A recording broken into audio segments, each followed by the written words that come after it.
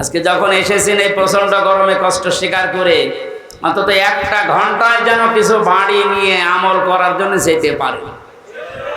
আমি যে শব্দগুলো বোঝাচ্ছি খুব কঠিন কঠিন শব্দ, এতদিন আপনি শোনেননি। কোরআনে কোরআন পড়ার ব্যাপারে কয়টা শব্দ আছে আপনি জানতেন না? কোরআন যদি কেউ বলে আমি কোরআন পড়ি, তার শর্ত মানা লাগবে কয়টা? 1 নম্বরে শুদ্ধ করে, 2 নম্বরে বুঝতে হবে, 3 নম্বরে যে বুঝবে ওই বিষয়ের উপরে তার বাস্তব জীবনে আমল করা লাগবে। এটাই ঝামেলা। আমরা জানি না এখানে এমন কেউ নেই যে টাকা ছেড়ে রাখে। যারা টাকা আসে সুদের এই টাকা নেওয়া হারাম, এ জানে না কে? হিন্দুও জানে। কথা বলেন না কেন? এটা জানার পরও আমাদের আমল আছে বলে। এই যে 1 বিঘা জমি দেয়, 1 লক্ষ টাকা নেয়, 8-10 বছর এটা চাষ করে খায়, যখন ফেরত দেয় তখন 1 লক্ষ টাকায় ফেরত দেওয়া লাগে। এই সিস্টেম আছে না দেশে? এই নাম কি? এগ্রিমেন্ট। না না, এটা জায়েজ না। জায়েজ আছে খাই খালাসিটা, যেটা আপনি 1 বিঘা জমি দেবেন, 10,000 টাকা নিয়ে নেবেন, ওই খেয়ে দিয়ে 100,000 টাকা ফেরত দেওয়া লাগবে। এই সিস্টেম আছে আছে কিন্তু কম। এখন জানে যে এটা লস হবে, এটার ভেতরে আমি নেই। আরাম বেশি নাকি? ছোট্ট একটা কথা কয়েক সেকেন্ডের ভেতরে বলছি। আমার আরাদান যিকরি ফাইন্না লাহু মাঈশাতান দঙ্কা। কোরআনে কারীমের সূরা তাহার 124 নম্বর আয়াতের প্রথম অংশে আছে। আল্লাহ পাক বলেন, আমার নিয়ম নীতি বাদ দিয়ে, আমার কোরআনের বিধান বাদ দিয়ে যদি কেউ উপায় করে, টাকা পয়সা আসবে, চর্ম চোখে দেখবে, বহু কিছুর মালিক হচ্ছে, কিন্তু ওর জীবনের এই আয় উন্নতিতে আমি কোনো বরকত রাখবো না। তাফসীরে কাবীরের ভেতরে দঙ্কার ব্যাখ্যা লিখেছে 7টা। এখানে আলেম আছে না? দঙ্কার 1 নম্বর ব্যাখ্যা হচ্ছে, পৃথিবীতে আল্লাহর নিয়ম নীতি, আল্লাহর আইন বাদ দিয়ে কেউ যদি উপায় করে, ওই টাকা পয়সা, ওই অর্থ সম্পদের ভেতর থেকে আল্লাহ বরকত তুলে নেয়। 2 নম্বরে ওই মানুষগুলো যখন মারা যাবে, এই অবৈধ সম্পদের কারণে এই মানুষটা বেঈমান হয়ে মরবে। 3 নম্বরে ওই মানুষকে আল্লাহ ওই অবৈধ সম্পদ দুনিয়াতে ভোগ করার সুযোগ দেবে না। এটা যে দেয় না তার বাস্তব মানে দেশে নেই, নাম ধরা লাগবে। কত মানুষ আজ অবৈধভাবে উল্টা পাল্টা করে কামাই করে টাকা রাখার জায়গা নেই, ফ্রিজে রাখে, বালিশের ভেতরে রাখে।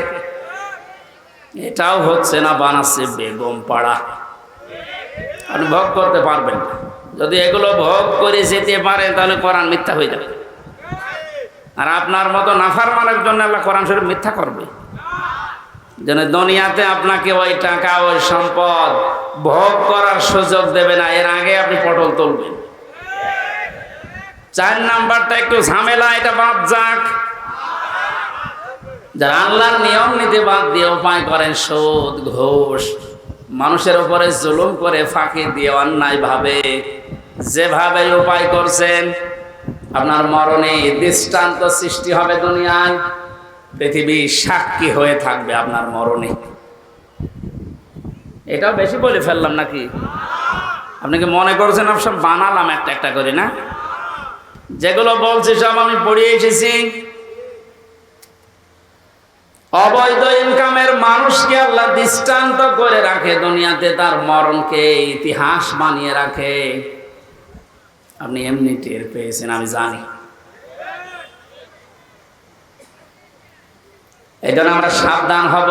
জানি সবাই এটা হারাম, কোরআন থেকে হাদিস থেকে পড়েছি, জানার পরও যে লোকটা মানে না, ওর কোরআন পড়া হয়নি।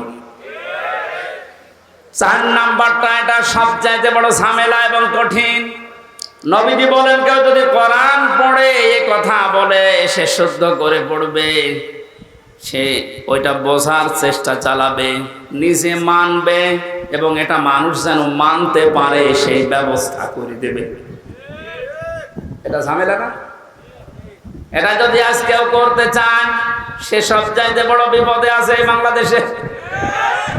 আমি কোরআন পড়ি, আমি শুদ্ধ করেই পড়ি, আমি বুঝি, এবং আমি যতটুকু বুঝি অতটুকু মানার চেষ্টা চালাচ্ছি, অসুবিধা নেই। 4 নাম্বারটা, আমি যতটুকু মানি এটা মানুষ যেন মানতে পারে, ওই ব্যবস্থা আমি করে দিতে চাই। এটা কোরআন পড়ার 4 নাম্বার শর্ত। এই কথা বলছেন না কেন? 4 নাম্বারটা কি সহজ না কঠিন? এটা করতে গেলে আজ পদে পদে বিপদ। তাহলে 4টা শর্ত যারা মানে না, ওদের কোরআন পড়া হচ্ছে। জন্মের পর থেকে এটা শুনেছি, কেউ যদি কোরআনের একটা হরফ পড়ে তার নেকি হয় কয়টা? হ্যাঁ, আপনার পড়া তো আবার পড়ার মতো হওয়া লাগবে। আপনি যদি আমার ছোট মেয়ের মতো পড়েন, ওর বয়স 4 বছর, ও তো পড়ে। ওই 1 লাইন পড়তে গেলে 1 লাইনে যদি 10টা শব্দ থাকে, 9টা ভুল করে। ওর পড়া হচ্ছে, আপনার পড়াও তো এরকম হয়ে যাচ্ছে। নবীজির হাদিসের প্রথম শব্দ ছিল, যে ব্যক্তি কোরআন পড়ে, তার মানে 4টা শর্ত যারা দুনিয়ায় মানতে পারে, ওদের পড়া হয়, আর ওদের প্রতিটি অক্ষরে 10টা করে নেকি হয়। দ্বিতীয় শব্দ ছিল ফাস্তাজহারাহু, না, যে ব্যক্তি কোরআনকে ইজহার করার চেষ্টা চালায়। যারা আরবি গ্রামার বোঝে, ফাস্তাজহারাহু এই শব্দের ব্যাখ্যা আমি যত পেয়েছি, আধুনিক ব্যাখ্যা হচ্ছে প্রকাশ করা, ইজহার করা, দাঁড় করানো, স্পষ্ট করা, কায়েম করা, বিজয় করা। কোরআন যারা পড়বে ওই 4টা হক অনুযায়ী এবং কোরআনকে বিজয়ী করার জন্য যারা চেষ্টা চালাবে, এই সংখ্যা বাংলাদেশে কম না বেশি? ও, একটা জরিপ পেয়েছিলাম, এই দেশের 100 জনের 15 জন মানুষ শুধু মন থেকে চায় যে কোরআনে কারিমে দেশে ফাস্তাজহারাহু এটা বিজয়ী হোক, আর বাকি 100 জনের 85 জন শুধু টানা নানায় আছে। দ্বিতীয় পয়েন্টটা হচ্ছে না। 3 নম্বরে কি ছিল? ফাহাল্লা হালালাহু ওয়া হাররামা হারামাহু, যে ব্যক্তি কোরআনকে ইজহার করতে পারে, এই ব্যক্তি হালালকে হালাল মানবে, হারামকে হারাম জেনে ছেড়ে দেবে। আদখালাহুল্লাহুল জান্নাহ, নবীজি বলেন আল্লাহ তাকে জান্নাতে দিয়ে দিয়েছে, না জান্নাতে দেবে? হ্যাঁ, দিয়ে দিয়েছে। শব্দটার দিকে আমি খেয়াল করে চিন্তা ভাবনা করেছিলাম, নবীজি অতীতের শব্দ বললেন কেন? এটা পাস্ট, এটা মাজি। আদখালা ইউদখিলু, নবীজি মোজারে দিতে পারতেন, মাজি দিলেন, অতীতের পাস্ট দিয়েছেন কেন? তার মানে কোন পরিবার, সমাজ এবং রাষ্ট্রে যদি কোরআন বিজয় থাকে, ওখানে হালালকে হালাল মানা আর হারামকে হারাম জেনে ছেড়ে দেয় সহজ। যেই সমাজে, যেই দেশে কোরআন বিজয় নেই, ওখানে হালালকে হালাল জানার পরও আপনি মানতে পারবেন না। এক কথা বলছেন, হারামকে হারাম জানার পরও আপনি ছেড়ে দিতে পারবেন না। নাকি জায়গাগুলো দেশে নেই?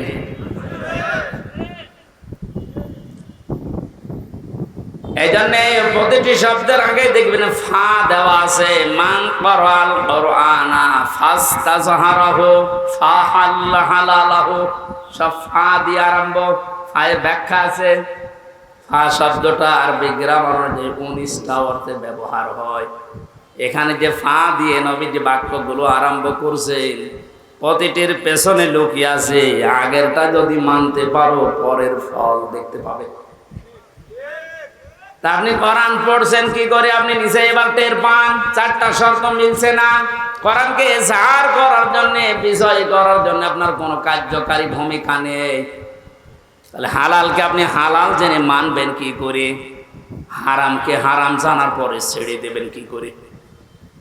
আদখালাহুল্লাহুল জান্নাত পরে, এর পরের শব্দে পেয়েছি ওয়াশাফাহু ফি আশারাতিন মিন আহলি বাইতিহি কুল্লুহুম ক্বাদ ওয়াজাবাত লাহুন নার। বিশ্বনবী বলে, সত্যি যদি আল্লাহ রাব্বুল আলামিনের হারামকে হারাম জানার পরে তুমি ছেড়ে দিতে পারো, হালালকে হালাল জেনে আঁকড়িয়ে ধরতে পারো, আল্লাহ তোমাকে শুধু জান্নাতে দেবে না, তোমার সুপারিশে পরিবারের 10 জন মানুষকে জান্নাতে দিয়ে দেবে। যাদের উপরে জাহান্নাম অবধারিত হয়ে গিয়েছিল, যে কোরআন শুনতে এসেছে আপনি বুঝলেন এর মর্যাদা কোথায়। আল্লাহ পাকে হাদিসটা আমাদের প্র্যাকটিক্যাল লাইফে সেট করার তৌফিক দান করেন, আমিন। দরুদ আর সালাম পড়ছে আমাদের নবী মুহাম্মদ রাসূলুল্লাহ সাল্লাল্লাহু আলাইহি ওয়াসাল্লামের প্রতি। মহান আল্লাহ তার যে সমস্ত নাম আছে, এই নামগুলো দুনিয়াতে কয়েকটা নবীর নামের শেষে দিয়েছেন। তার ভেতরে আমাদের নবীকে আল্লাহ দিয়েছেন রাউফুর রহিম, খুলুকিন আযীম। ইব্রাহিম নবী আলাইহিস সালামকে ইসমাইল নবীকে দিয়েছিলেন গোলামিন হালিম, আমার সহনশীল বান্দা। ইসহাক নবীকে ডাক দিয়েছিলেন গোলামিন আলিম, আমার জ্ঞানী বান্দা। আর মুহাম্মদ রাসূলুল্লাহকে দিয়েছেন খুলুকিন আযীম, আমার মহান বান্দা। এত বড় চরিত্র আমার নবী মুহাম্মদ রাসূলুল্লাহকে আমি দিয়েছি, কিয়ামত পর্যন্ত মানুষ শুধু অনুসরণ করে যাবে, এর কুল কিনারা খুঁজে পাবে না। বলে সুবহানাল্লাহ। সেই নবীর আদর্শ আজ আমাদের সামনে পড়ে আছে।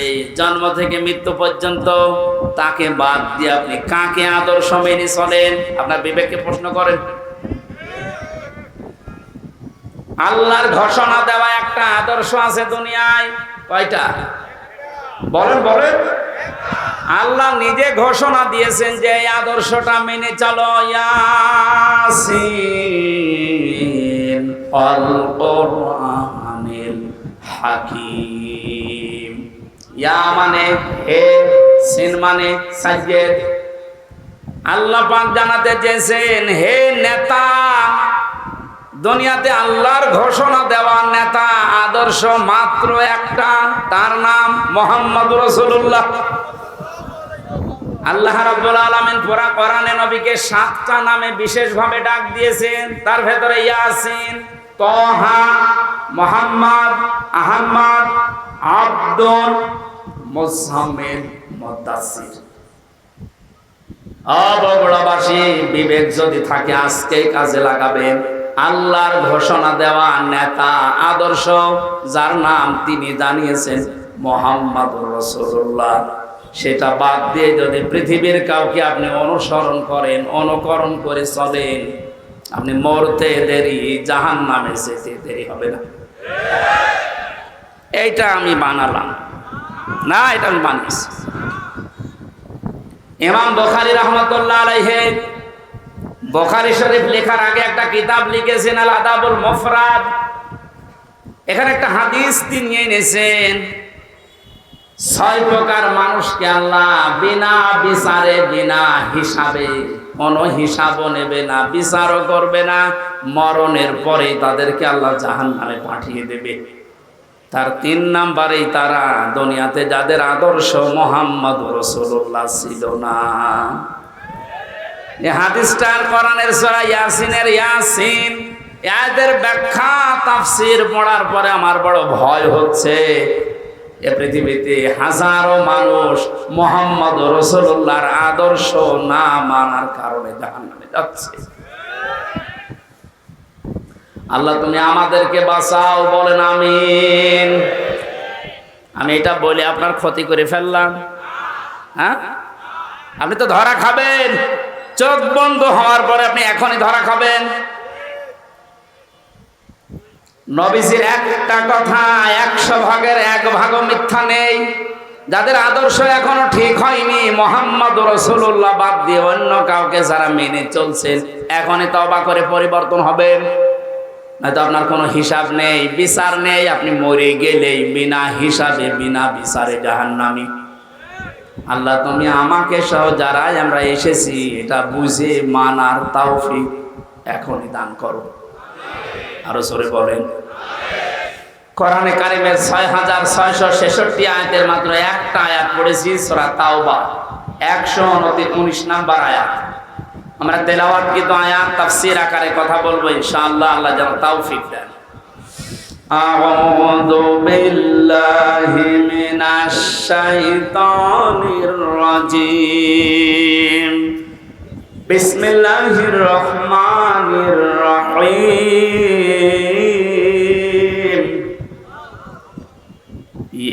ইয়া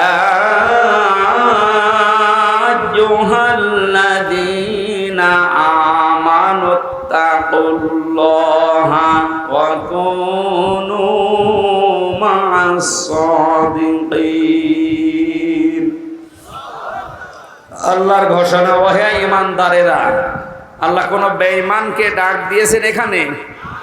তাহলে যদি কোনো বেঈমান থাকেন আপনি চলে যান, কারণ এই আয়াত আপনার জন্য না, আপনার জন্য আলাদা আয়াত আছে। বেঈমানের জন্য আল্লাহর ডাক ছিল ইয়া আইয়ুহাল্লাযীনা কাফারু, হে কাফেরেরা, হে বেঈমানেরা। এখানে কোন কাফের আছে? আমরা সব ঈমানদার। আমরা কি? এখন আমার ভেতরে ঈমান আছে কিনা এটা পরীক্ষা করার থার্মোমিটার আছে। সাহাবী প্রশ্ন করলেন, হে নবী, আমার ভেতরে ঈমান আছে কিনা আমি কিভাবে বুঝতে পারবো, কিভাবে টের পাবো? আমি তো নামাজ আদায় করি, রোজা রাখি, কাবা শরীফ তাওয়াফ করি। আল্লাহর নবী বলেন, যত দুইটা কাজ তোমার ভেতরে দেখতে পাও, ইজা সাররাতকা হাসানাতুকা ওয়া সাআতকা সাজ্জিয়াতুকা। যখন কোনো ভালো কাজ, সমাজ উন্নয়নমূলক কাজ, আল্লাহর পক্ষের, রাসূলের পক্ষের, দ্বীনের পক্ষের কোনো কাজ হয়, ওইটা দেখে যখন তোমার ভালো লাগে, আনন্দ লাগে, আর যখন তোমার অন্যায় কাজ দেখলে কষ্ট লাগে, তখন বুঝবে তোমার ঈমান আছে। ও বগুড়াবাসী, হাদিসটা সামনে রেখে বলেন তো, বাংলাদেশে ভালো কাজ সবার কাছে ভালো লাগে? না না, অন্যায় কাজ সবার কাছে খারাপ লাগে। আপনি নিজেই নিজেকে পরিমাপ করতে পারবেন আসলে আপনার ঈমান আছে কিনা। এখন যদি মনে করেন কি আমি শেরপুর মসজিদের সভাপতি, আমার ঈমান নেই, মানে আপনি তো শেরপুরের সভাপতি, আর আবু সাহেব ছিল কাবা শরীফের সভাপতি, তার হিসাবে আপনার কোনো খবর আছে? শেরপুর বাংলাদেশে কয়জন চেনে? আর কাবা শরীফ সেই জায়গার সভাপতি হয়েও বেঈমান ও জাহান্নামে গেছে, আর আপনি শেরপুরের সভাপতি হয়ে বগল বাজাচ্ছেন যে আমার ঈমান নেই। মানে ভালো কাজ যার কাছে আনন্দ লাগে না, অন্যায় দেখলে যার কাছে কষ্ট লাগে না, সে যেই হোক ওটা বেঈমান। ঈমান আছে কিনা হামজারে জিজ্ঞাসা করা লাগবে, আপনি নিজে টের পাচ্ছেন। সুতরাং ঈমান যাদের আছে, হাদিস অনুযায়ী আল্লাহ পাক তাদেরকে ডাক দিলেন, হে ঈমানদারেরা। আমি আয়াতের তাফসীর পড়তে গিয়ে পেয়েছি 89 জায়গায় আল্লাহ পাক এই শব্দটা কোরআনে দিয়েছেন। আর যখনই ঈমানদারকে তিনি ডাক দেন, তখন তার কুদরতি হাত এভাবে উঁচা করে ডাকেন, ইয়া আইয়ুহাল্লাযীনা আমানু। জোরে বলেন আল্লাহু আকবার। 89 জায়গায় আল্লাহ ডাক দিয়েছেন, তার ভেতরে এইটা একটা, ইত্তাকুল্লাহ, আমি আল্লাহকে ভয় করো, কুনু মা'আস সাদিকিন, আর সত্যবাদী যারা তাদের সঙ্গে থাকো। এই আয়াতের নির্দেশ দুইটা, কয়টা? আল্লাহকে ভয় করো, সত্যবাদী যারা আছে তাদের সাথে থাকো। বোঝা হয়ে গেছে না? আল্লাহুম্মা আমিন। না মানে আপনি বলছেন বোঝা হয়ে গেছে। এবার আসেন তো এই দুইটা শব্দের ব্যাখ্যায় যায়।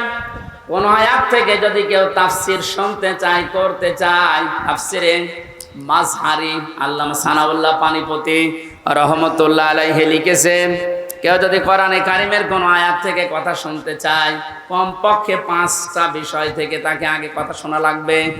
1 নম্বরে শুদ্ধ তেলাওয়াত, যেটা করলাম। 2 নম্বরে যেই ভাষায় কথা বলে ওই ভাষায়, মাতৃভাষায় অর্থ, এই যে শুনলাম। 3 নম্বরে ওই আয়াতের ঐতিহাসিক প্রেক্ষাপট, শানে নজুল যেটা বলা হয়, ব্যাকগ্রাউন্ড, এটা আমি বলবো এখন।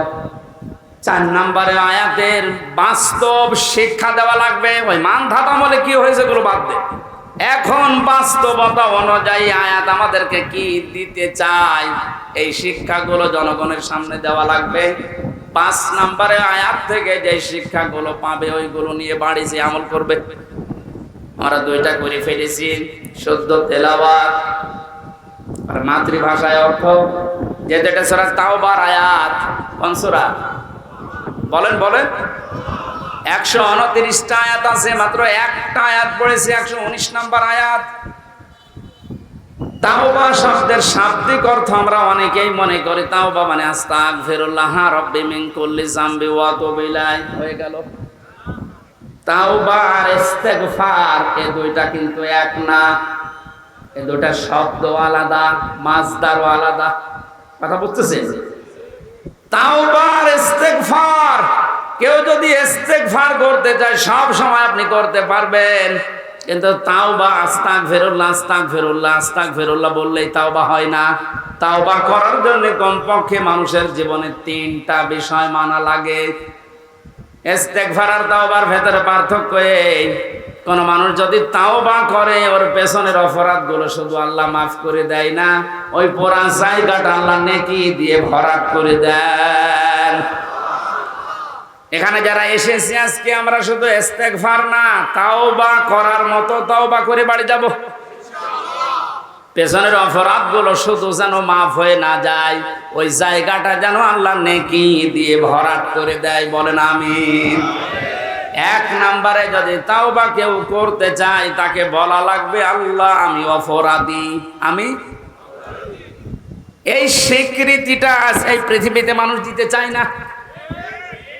দেখবেন এই দেশে হাতে নাতে ধরা পড়ার পর অস্বীকার করে না, না তদন্ত করা লাগবে। তদন্ত 7 দিন সময় দিয়েছে যাদেরকে, ওদেরকে মাল মশলা মেরে ওর মুখ বন্ধ করে দেয়। আপনি যদি সত্যি তাওবা করতে চান সে যে কোনো বিষয়ে, আপনাকে প্রথমে স্বীকৃতি দেওয়া লাগবে ওই অপরাধের জন্যে, ওই গুনার জন্য স্বীকার করা লাগবে যে হ্যাঁ আমি এই কাজ করেছি, আমি অপরাধী। এখন প্রশ্ন হচ্ছে আপনি স্বীকার করবেন কার কাছে? না না, আপনি শুনছেন না।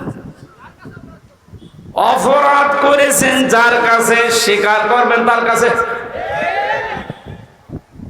আপনি বিনা কারণে আমার মুখের উপর একটা থাপ্পড় দিলেন আর কাবা শরীফের গিলাফ ধরে বলছেন আস্তাগফিরুল্লাহ, হে আল্লাহ আমারে মাফ করে দাও, কিয়ামতের আগে মাফ পাবেন না। কারণ আপনি তো আল্লাহর গালে থাপ্পড় দেননি, দিয়েছেন আমার গালে। আগে আমার কাছে স্বীকার করেন যে হামজা ভুল হয়ে গেছে।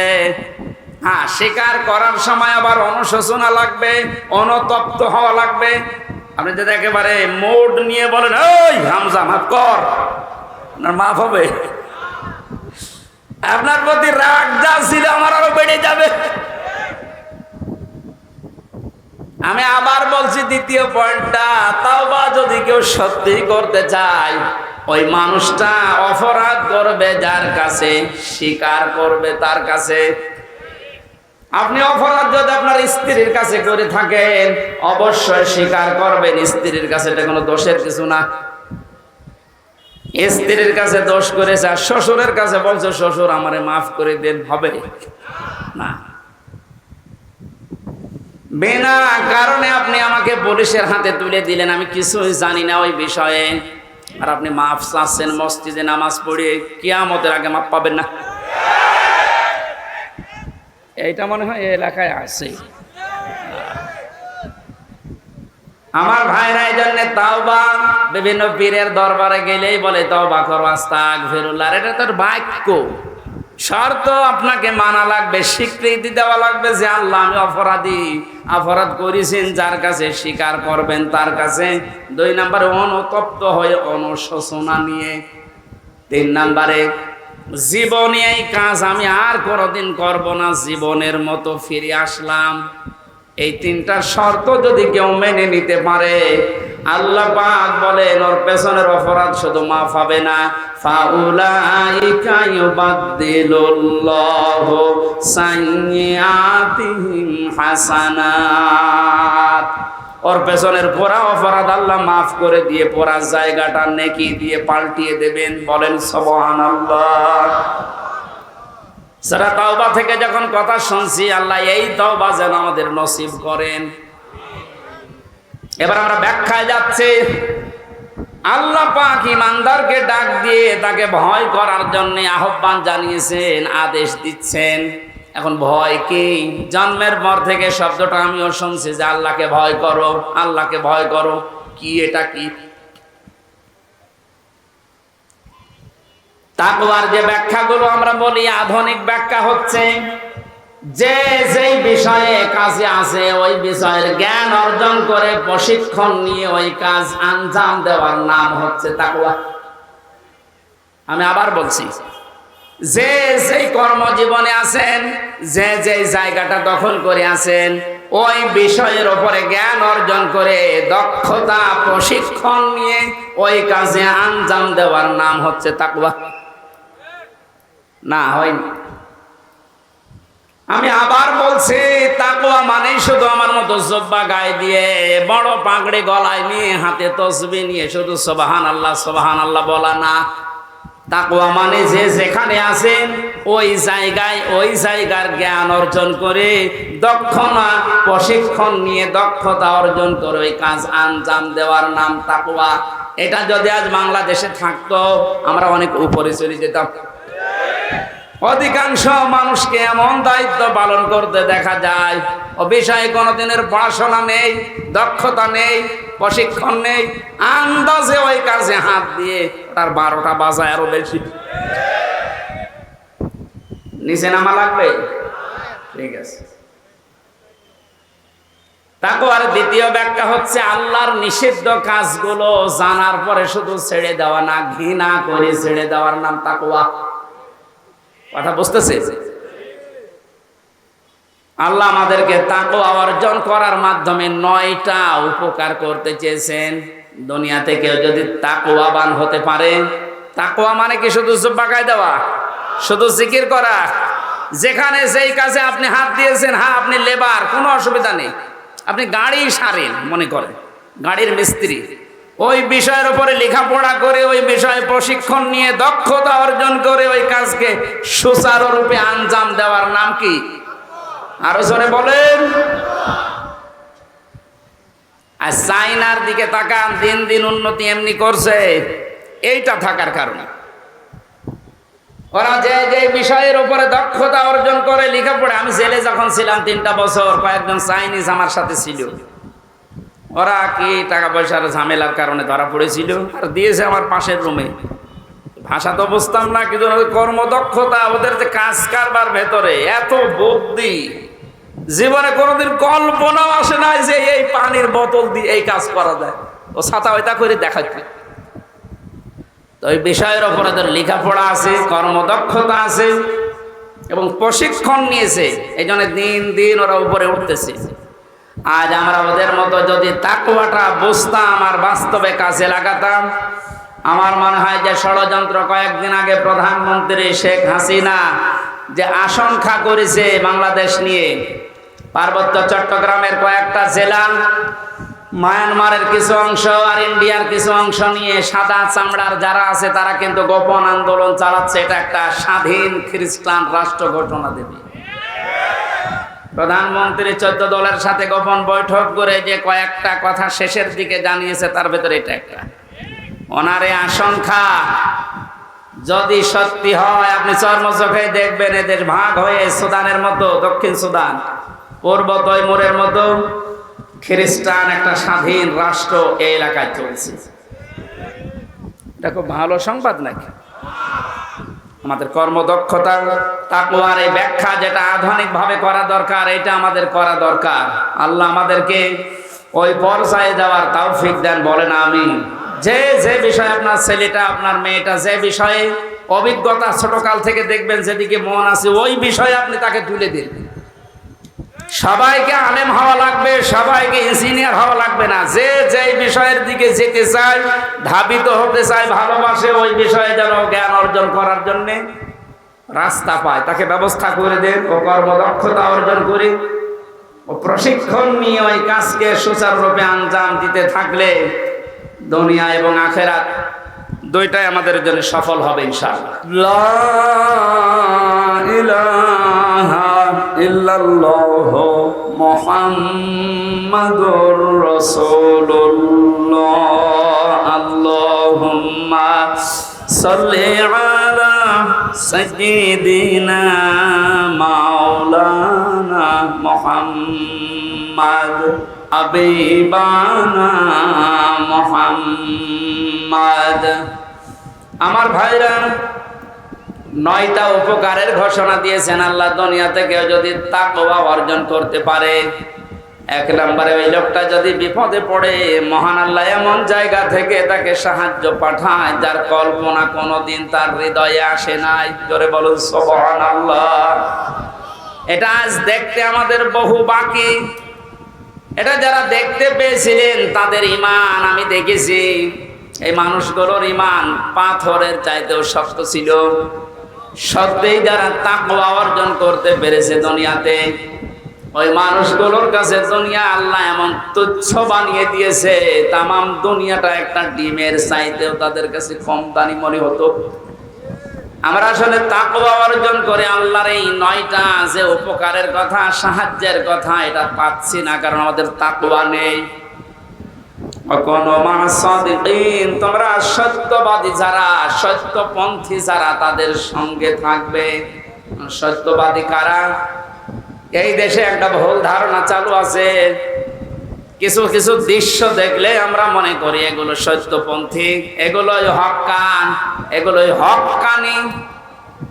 অনেকে নিজেকে দাবিও করছে যে আমরা হক্কানি দরবারের লোক। কোরআনে কারিমে সূরা তাওবার 119 নম্বর আয়াতের শেষের অংশের ব্যাখ্যা আল্লাহ দুনিয়ায় কারো কাছে ছেড়ে দেয়নি যে 2 বেলা জিকির করলে সেই লোকটা সত্যবাদী, 5 ওয়াক্ত নামাজ পড়লে সেই লোকটা সত্যবাদী, বছরে একবার হজ করে আসলে সেই লোকটা সত্যবাদী না। বলেন সত্যবাদী হওয়ার জন্য 10টা গুণ দুনিয়াতে তোর ভেতরে থাকা লাগবে। কয়টা? আরো জোরে বলেন। বগুড়াবাসী, আপনি এখন থেকে আমি সহ প্রত্যেকেই মিলাবো আল্লাহর বর্ণনা অনুযায়ী 10টা গুণ আমার ভেতরে আছে কিনা।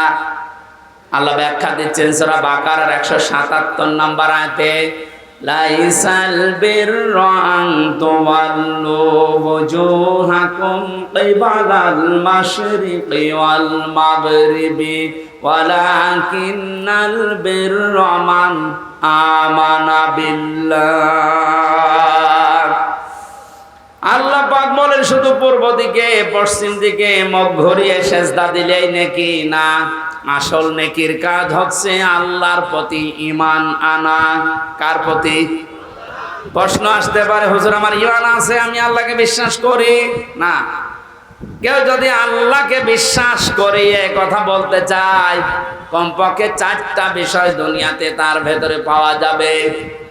আপনি এবার মিলান তো আপনার ভেতরে আছে কিনা। ওই যে কায়দায় পড়িয়েছিল হুজুররা ছোটবেলায়, মাওলানা কায়দায় পড়িয়েছে আমাদেরকে, আমানতু বিল্লাহি কামা হুয়া বিআসমাইহি ওয়া সিফাতিহি আকাবিলতু জামিআ আহকামিহি ওয়া আরকানি। পড়াননি? মানে বলতে চেয়েছে আমানতু বিল্লাহ, যারা বলে আল্লাহ আমি তোমাকে বিশ্বাস করে,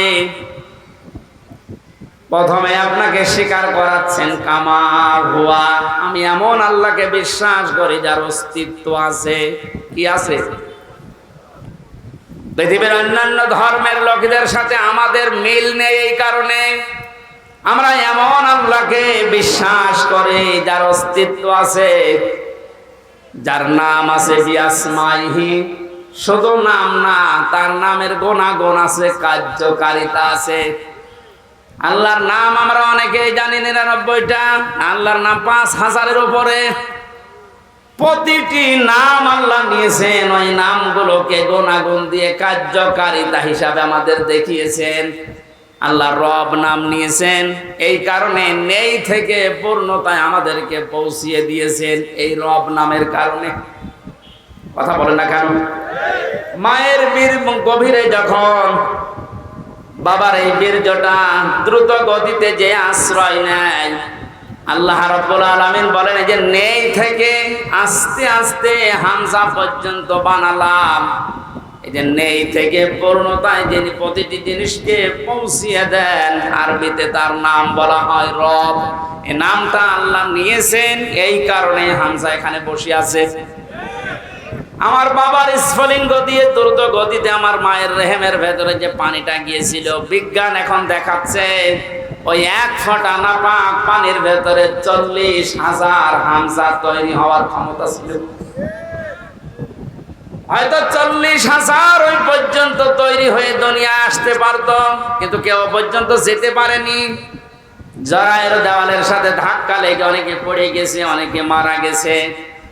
আমি হামজা একা ওই জায়গায় গিয়ে 40 দিনে শুধু পাল্টিয়েছি। আমি নুতফা, মুদগা, আলাকা এগুলো হতে হতে 6 মাসের পরে চামড়া দিয়ে বডি দিয়ে স্ট্রাকচার তৈরি করে আমার ভেতরে আল্লাহর রূহ দিয়ে একটা আকৃতি দিয়েছেন। ওয়াল্লাযী ইউসাউবিরুকুম ফিল আরহামি কাইফা ইয়াশা।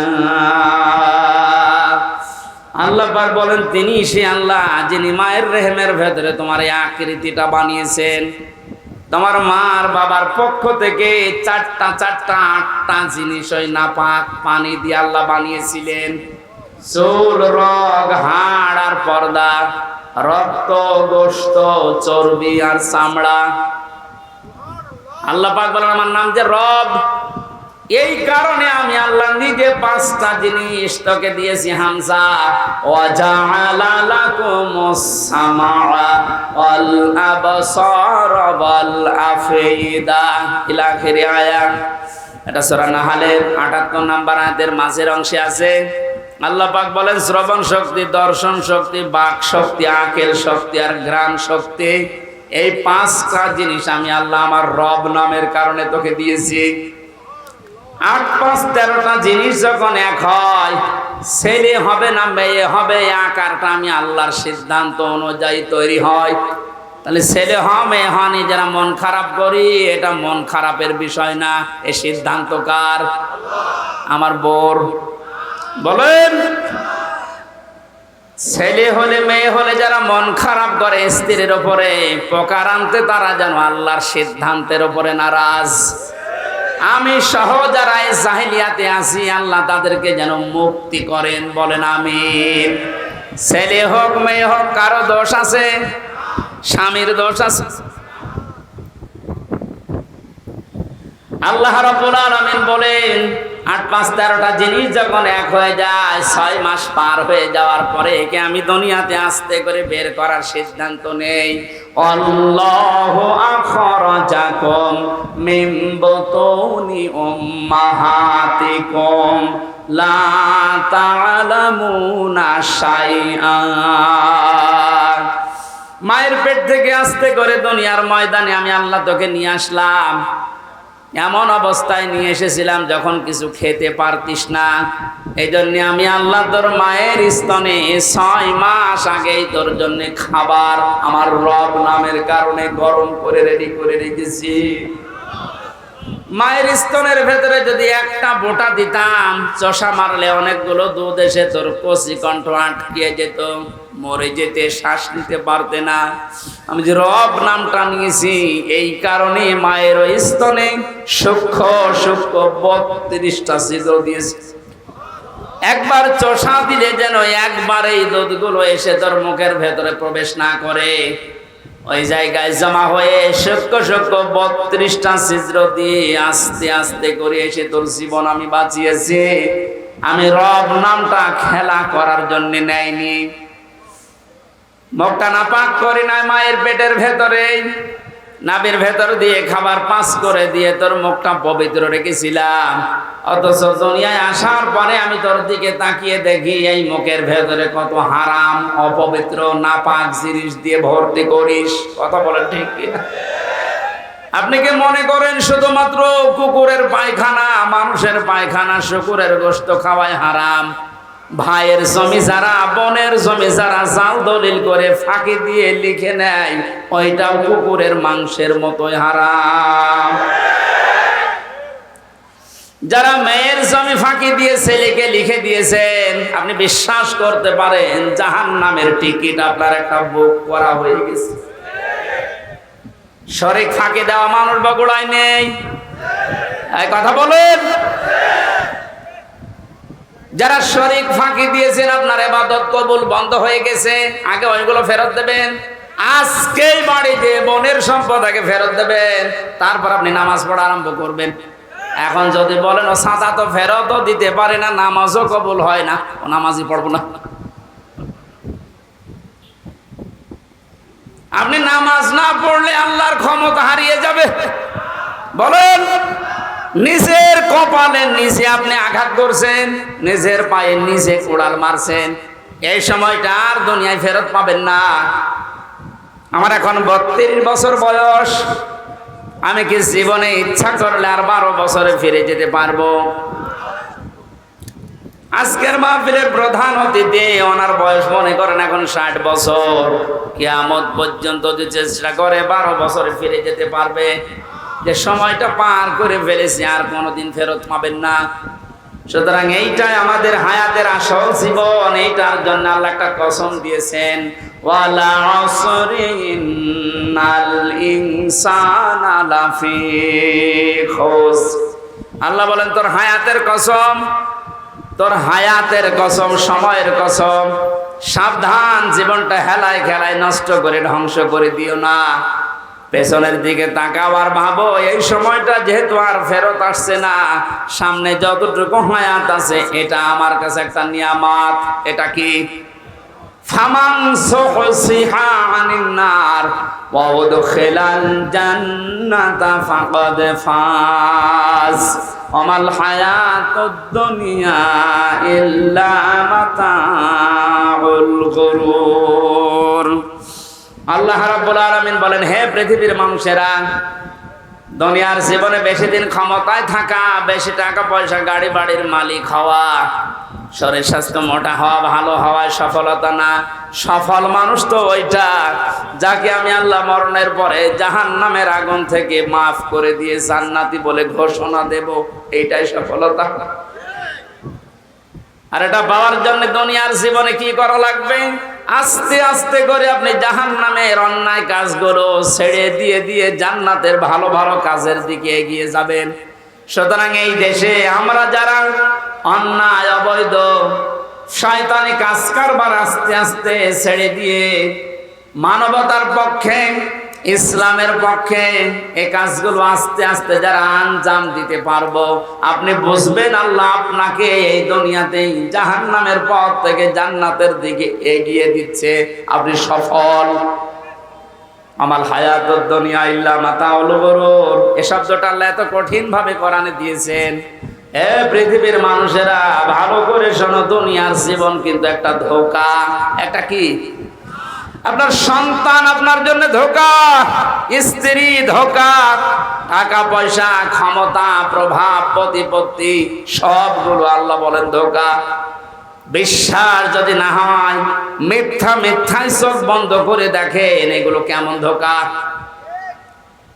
আল্লাহ এই ধোঁকাটা এখনই আমাকে বোঝার তৌফিক দিন। ও বগুড়াবাসী, এটা যত তাড়াতাড়ি বুঝতে পারবেন তত তাড়াতাড়ি আপনার কল্যাণ হবে। আপনি যদি এখনই বোঝেন যে হ্যাঁ এগুলো আসলে ধোঁকা, আপনার অন্যায় অবৈধ কাজের ভাগ দুনিয়ায় কেউ নেবে না, অথচ অবৈধ কাজ করে যা কামাই করবেন ওগুলো ভাগ নেওয়ার জন্য হাজারো মানুষ বসে আছে। এই ধোঁকা থেকে বাঁচার জন্য আল্লাহ রাব্বুল আলামিনের সাহায্য কামনা করা দরকার। আল্লাহ পাক আমাদেরকে জানিয়েছেন, আমি যে নামটা নিয়েছি রব, তোকে আস্তে আস্তে করে দুনিয়ার জীবনে এনে মুখটা পবিত্র করে রেখেছিলাম, তুই মুখটা আর পবিত্র রাখতে পারলি না। হারাম, অবৈধ এবং নাপাক জিনিস দিয়ে মুখটা পবিত্র, অপবিত্র করে আমার কাছে আসলি। আমি তো শুধু নাম নিয়েই শেষ করে দেয়নি, নামের কার্যকারিতা, গুণাগুণ আমি আল্লাহ ওগুলো বাস্তবে বহন করি। আমি রাজ্জাক নাম নিয়েছি, শুধু নিয়েই শেষ করে দেয়নি, রাজ্জাক নামের কারণে পৃথিবীর যত সৃষ্টি আছে সবাইকে আমি আল্লাহ রিজিক দেই। জোরে বলেন সুবহানাল্লাহ। রিজকের দায়িত্ব কার? আরো জোরে বলেন। জাহান্নাম থেকে বাঁচার দায়িত্ব কার? যেইটার দায়িত্ব আল্লাহ আমাদেরকে দিয়েছেন ওইটার বিষয়ে আমরা বেখবর হয়ে আছি, বেহুশ হয়ে আছি। আল্লাহ আমাদের আমলের ইমানের উপরে ভিত্তি করে আখিরাতে নাজাত দেবেন এইটার কোনো খবর আমাদের নেই। অথচ সেইটার দায়িত্ব আল্লাহ নিজের হাতে নিয়েছেন, ওইটা নিয়ে পেরেশান হয়ে আজ হাজারো মানুষ জাহান্নামের টিকিট কেটে বিদায় নিচ্ছে। আল্লাহ মাতাওয়াল গরুরটা একটু বসার তৌফিক আমাদেরকে দাও না, বলেন আমিন। এজন্য এমন আল্লাহর উপর আমরা ঈমান এনেছি যার অস্তিত্ব আছে, যার নাম আছে, আর প্রতিটি নামের গুণাগুণ আছে, কার্যকারিতা আছে। তিনি হুকুম দিয়েছেন, তিনি আরকান দিয়েছেন। এগুলো যারা বিশ্বাস করে বাস্তব জীবনে মানতে পারে এই মানুষগুলো আসল নেকির কাজে আছে। ওয়াল ইয়াউমিল আখিরি, কিয়ামতের ময়দানের বিশ্বাস দৃঢ় থাকা লাগবে। কিসের বিশ্বাস? জন্মের পর থেকে আমার মনে হয় আমরা এই শব্দের সাথে পরিচিত যে কিয়ামত হবে, কিয়ামতে জবাব দেওয়া লাগবে। এটা যে নেকির কাজ, এটা যারা বিশ্বাস করেছিল তাদের জীবনের দিকে আপনি তাকান। আল্লাহ ঘটনাগুলো এমনি খেলা করার জন্য শুনিয়েছেন তা না। খলিফাতুল মুসলিমিন হযরত ওমর, এই যে হিসাব, এটা বিচার, এটা যে কি জিনিস আমরা এখন অনেকে টের পাই না। উনি বিশ্বাস করেছিলেন যে বিচার হবে, হিসাব দেওয়া লাগবে। সন্তানটা ভর্তি করে দিলেন মাদ্রাসায়। হযরতে আব্দুল্লাহ, ওই একই জায়গায় হুসাইন হযরতে আলীর সন্তান লেখাপড়া করত।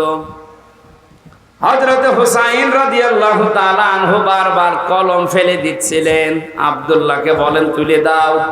একবার, দুইবার, তিনবার তুলে দেওয়ার পর উনি বললেন, হুসাইন বারবার কলম ফেলে দাও, আমারে তুলতে বলো, আমি কি তোমার গোলাম, চাকর, খাদেম নাকি? হযরত হুসাইন মুখ ফসকে বলে ফেলেছেন, আব্দুল্লাহ তুমি শুধু চাকর না, তুমি খাদেম না, তুমি খাদেমের বাচ্চা, খাদেম। অথচ উনি ওই সময় প্রেসিডেন্টের ছেলে। বাড়িতে গিয়ে বলছে, আব্বা আমি আর মাদ্রাসায় যাব না, হুসাইন আমাকে গালি দিয়েছে, আমি নাকি খাদেমের বাচ্চা, খাদেম, তুমিও নাকি খাদেম, তুমি যদি বিচার না করো এই মাদ্রাসায় পড়াই বন্ধ করে দেব। খলিফাতুল মুসলিমিন হযরত ওমর বললেন, সন্তান এখন না, বিচার জমার দিন নামাজের সময় করব। খুতবা দিচ্ছিলেন, ডাক দিয়ে বললেন, হুসাইন এখানে আসো। বলে হ্যাঁ। সামনে আসো। তুমি আমার সন্তানটাকে গালি দিয়েছো? বলে হ্যাঁ দিয়েছি। কেন দিলে? ইমাম হুসাইন ডাক দিলেন, খলিফা বুকে হাত দিয়ে বলেন তো, আপনি কি আমার নানার খাদেম ছিলেন না? আমি তো দেখেছি আপনি আমার নানার খেদমত করছেন। খাদেমের ছেলেকে খাদেমের বাচ্চা বলেছি, অসুবিধা কি? হযরত ওমর কেঁদে ফেললেন। ডাক দিয়ে বলে, হুসাইন আমি তো এভাবে কোনোদিন ভাবি নাই, তুমি শব্দটা লিখে দিতে পারবে? কাগজ কলম নিয়ে আসেন।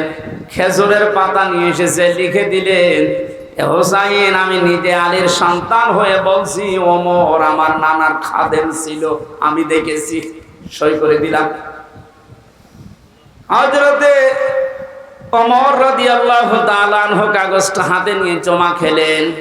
সাহাবীদেরকে বললেন, নবীর সাহাবীরা বিচার হয়ে গেছে। হযরত আব্দুল্লাহ তো ছোট মানুষ, বলে আব্বা তুমি তো বিচার শুরুই করলে না, কি করে হয়ে গেল? হযরত ওমর বলে, সন্তান যে বিচার করেছে দুনিয়া না, মরণের পরও কাছে লাগবে। আমি যখন মারা যাবে কাগজটা আমার কাফনের ভেতরে দিয়ে দিও। কিয়ামতের ওই কঠিন ময়দানে মহান আল্লাহ যখন আমার জীবনের হিসাব আরম্ভ করবে, কিছুই যদি কবুল না হয় এই কাগজটা আল্লাহকে দেখাতে পারবো। রব্বুল আলামিন তোমার নবীর নাতি লিখে দিয়েছে আমি নাকি নবীর খাদেম ছিলাম, এ বছরে আমার আজকে মাফ করে দাও। তাছাড়া জবাব দেওয়ার মতো কোনো কাজ, কোনো আমল আমার হাতে নেই। অথচ তাদের জীবনের যে নেকির কাজের বর্ণনা হাদিসে পাওয়া যায়। নবীজি বলেন, আকাশের তারকাকেও যদি গণনা করে একদিন শেষ করে ফেলতে পারবে। কিন্তু ওমর মুসলমান হওয়ার পরে যে নেকির কাজ করেছিল কোনোদিন কেউ গণনা করে শেষ করতে পারবে না। এই মানুষটা যদি কিয়ামতে জবাব দেওয়া লাগবে, এই টেন্ডেন্সিতে এত ভয়ে থাকে, এত টেনশনে থাকে, আমাদের অবস্থান কোথায়? নেকির কাজ শুধু পশ্চিম দিকে মুখ করে নামাজ পড়লে হয় না, আল্লাহর প্রতি ঈমান আনা, কিয়ামতে জবাব দেওয়া লাগবে আল্লাহর সামনে দাঁড়িয়ে, এই বিশ্বাস দৃঢ় করা, এটা নেকির কাজের মূল। এটা যতদিন পর্যন্ত আমাদের দেশের 1628 জন মানুষের ভেতরে বদ্ধবল না হবে, এই দেশটা ততদিন দুর্নীতি মুক্ত হবে না। আল মালায়েকাতে ফেরেশতাদের বিশ্বাস করা, আল কিতাবে কিতাবে বিশ্বাস করা, অন নবিয়্যিন নবীদেরকে বিশ্বাস করা, ওয়া তাল মালা আলা হুব্বিহি দাবিল কুরবা, আল্লাহর মহব্বতে নিজের সম্পদ চাহিদা থাকার পরও যারা নিকট আত্মীয় স্বজনের জন্য ব্যয় করে। ও বাংলার জনগণ, এই গুণটা আজ বাংলাদেশে কার ভেতরে আছে আপনি তাকান। নিজের প্রয়োজন থাকার পরেও নিজের সম্পদ যারা নিজের নিকট আত্মীয়, এতিম, মিসকিন, অসহায়, বন্যাগ্রস্ত মানুষদের পাশে যারা দাঁড়ায়, এই মানুষগুলো আল্লাহর ভাষায় সত্যবাদী, এরাই মুত্তাকি। মুত্তাকি সত্যবাদী খোঁজার জন্য আমেরিকায় যাওয়া, সৌদি আরবে যাওয়া দরকার নেই। এই 10টা গুণ যে বলছি একটা একটা করে আপনি মিলান। দুনিয়ায় যারা নামাজ কায়েম করার জন্য চেষ্টা চালায়, সম্পদ থাকলে যারা যাকাত দিয়ে দেয়, যারা ধৈর্য ধারণ করে বিপদে আপদে মুসিবতে, দুনিয়ায় কোনো বিষয়ে যদি একবার ওয়াদা দিয়ে ফেলে, জীবন চলে গেলেও তারা ওয়াদা রক্ষা করে। উলাইকাল্লাযীনা সাদাকু ওয়া উলাইকা হুমুল মুত্তাকুন। কোরআনে কারিমের সূরা বাকারার 177 নম্বর আয়াতের শেষে আল্লাহ জানিয়েছেন, এরাই ঈমানের দাবিতে সত্যবাদী, আর এরাই হচ্ছে আমি আল্লাহর নিকটে মুত্তাকি। জোরে বলেন সুবহানাল্লাহ। আল্লাহ কোরআনের এই আয়াতগুলো আমাদের জীবনে সেট করার তৌফিক দিন, বলেন আমিন। এই মাহফিলটা মাদ্রাসার উদ্যোগে, ওনাদের টাকা পয়সা কালেকশন হয়নি, যারা টাকা পয়সা এনেছিলেন দিতে পারেননি, এটা দয়া করে দিয়ে যান। ওনারা ঋণী হয়ে গেলে মাহফিল আর হবে না এখানে। যদি ভলেন্টিয়ার থাকে, আমার আসলে গলায় তো পারছে না, ওই ভাইকে দায়িত্ব দিলাম, একটু বলেন তো ভাই। সম্মানিত হাজিরিন, আপনারা জানেন ব্যয়বহুল একটা মাহফিল হচ্ছে আমাদের আমির হামজা ভাই অত্যন্ত গুরুত্বপূর্ণ আলোচনা। আপনাকে বসে এর মোনাজাত হবে ভাই। আমাদের ভলেন্টিয়ার ভাইরা কাপড় দিয়ে যাচ্ছে, আপনারা বলছেন যাওয়ার সময় 10 টাকা করে দিয়ে দেবেন ইনশাআল্লাহ। যদি না দেন আগামীকাল সমস্যা হয়ে যাবে। এই জন্য অনুরোধ করতে উঠবেন না, মোনাজাতের আগে ভাই দোয়া করে দেবেন। আপনি যে যা পারেন ইনশাআল্লাহ দিয়ে যাবেন। আর ভাইয়ের হাতে অনেকে দিতে চেয়েছেন, সম্মানিত ভাইরা, এখানে যারা বিশেষ অতিথির দায়িত্বে আছেন অনেকের নাম আমি দেখতে পাচ্ছি। আপনারা কি টাকা পয়সা দেননি নাকি? খালি নামটা দিয়ে বসে আছেন। আমার তো মনে হয় সব মিলে এখানে প্রায় 100 জনের নাম হবে। এই মানুষগুলো তো কিছু দিলে মাহফিল হয়ে আরো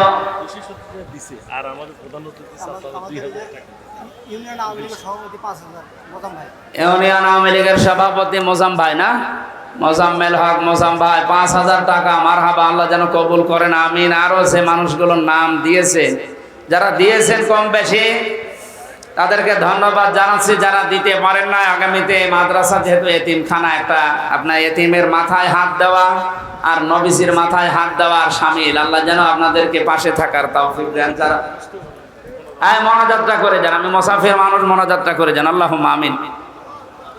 লা ইলাহা ইল্লা আনতা সুবহানাকা ইন্নী কুনতু মিনাজ জালিমিন। রব্বানা যালামনা আনফুসানা ওয়া ইল্লাম তাগফির লানা ওয়া তারহামনা লানাকুনান্না মিনাল খাসিরিন।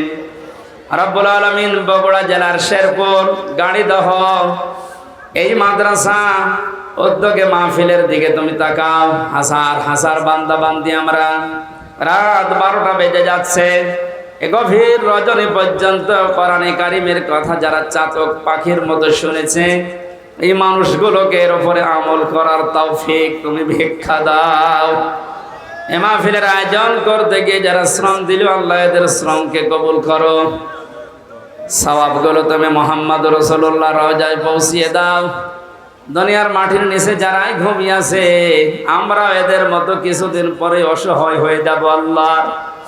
আমরা আজ তাদের জন্য মোনাজাতে দোয়া করছি, আগামী প্রজন্ম যারা আসবে তারাও যেন আমাদের জন্য এভাবে দোয়া করে, রব্বির হামহুমা কামা রব্বায়ানি সাগীরা। আল্লাহ তাআলা, মা হারিয়ে বাবা হারিয়ে যে মানুষগুলো হাত তুলেছে, তুমি তাদের মুখের দিকে কাকুতি মিনতির দিকে তাকাও। নবীজি মাঝে মাঝে মায়ের কবরের পাশে যে কাঁদতেন। সাহাবীরা বলে, হুজুর আপনি কাঁদেন কেন? বিশ্ব নবী বলেন, সাহাবীরা, আমার মায়ের ওই ছোটবেলার আদরের কথা আমার মনে পড়ে গেছে। রব্বুল আলামিন মাহফিলের প্রধান অতিথি অ্যাডভোকেট গোলাম ফারুক তার মা বাবাকে হারিয়েছে। সন্তানের ওসিলায় নাকি তুমি মা বাবাকে মাফ করে দাও। তার হাতের দিকে, তার চোখের দিকে তাকিয়ে তার মা বাবাকে তুমি কবরে জান্নাত দিয়ে দাও। মাহফিলের সম্মানিত সভাপতি আমার আরাফাতের ভাই, আল্লাহ তাআলা তোমার হাসি বান্দা তার মা বাবার জন্য দোয়া করছি, তুমি তাকে মাফ করো। এই মাহফিলের আয়োজন করতে গিয়ে যত মানুষ শ্রম দিয়েছে, যে বাড়িতে এসে বসেছিলাম এ বাড়িওয়ালা সহ, এদেরকে যে মা পেটে নিয়েছে, মায়ের পেট খাদিজার মতো বানিয়ে দাও। প্রশাসনের যে ভাইগুলো সাহায্য সহযোগিতা করেছে মাহফিলের জন্য, তাদের কবুল করো, মঞ্জুর করো। মা বোনদেরকে পর্দায় থাকার তৌফিক দাও, রোগ শোক থেকে বাঁচাও, এবং ওরা জেলার উপরে তোমার খাস রহমত নাজিল করো আল্লাহ রাব্বুল আলামিন। আমি সহ অনেকে অসুস্থ আছি, আমাদেরকে শেফায়ে কামেলা জেলা নসিব করো আল্লাহ। এবং ওরা শেরপুরে আসলে শ্রদ্ধাভাজন বড় ভাই মাওলানা আব্দুল্লাহ আলামিনের কথা মনে হয়, আল্লাহ তোমার গোলামকে দিনের দায়ী হিসাবে মঞ্জুর করে নাও। মাওলানা রেজাউল করিম ফারুকী, আব্দুল বারী রশিদি ভাই সহ এ মাহফিল যার মাধ্যমে এসেছি, আল্লাহ তাআলা ফরিদুল হক ভাই সহ যত আলেম এখানে এসেছে, আলেমদেরকে আলেম হিসাবে কবুল করে নাও। আল্লাহ তাআলা ওয়াহিদুল ইসলাম সহ যত মানুষ আমিন আমিন করছে, জীবনের চাহিদা সেগুলো পূর্ণ করে দাও। বাকি জীবন ইসলাম ইমানের উপরে টিকে থাকার তৌফিক দাও। দেশটা নিয়ে যে ষড়যন্ত্র চলছে, আল্লাহ তুমি বাঁচাও রব্বুল আলামিন। দেশের দায়িত্বে যারা আছে সততার সাথে পালন করার তৌফিক দাও। সাদিকিন হওয়ার জন্য যে 10টা গুণ তুমি কোরআনে দিয়েছো, আমি সহ প্রত্যেককে এখন থেকে মেনে চলার আমল করার সুযোগ দাও। বারাকাল্লাহু লানা ওয়া লাকুম ফিল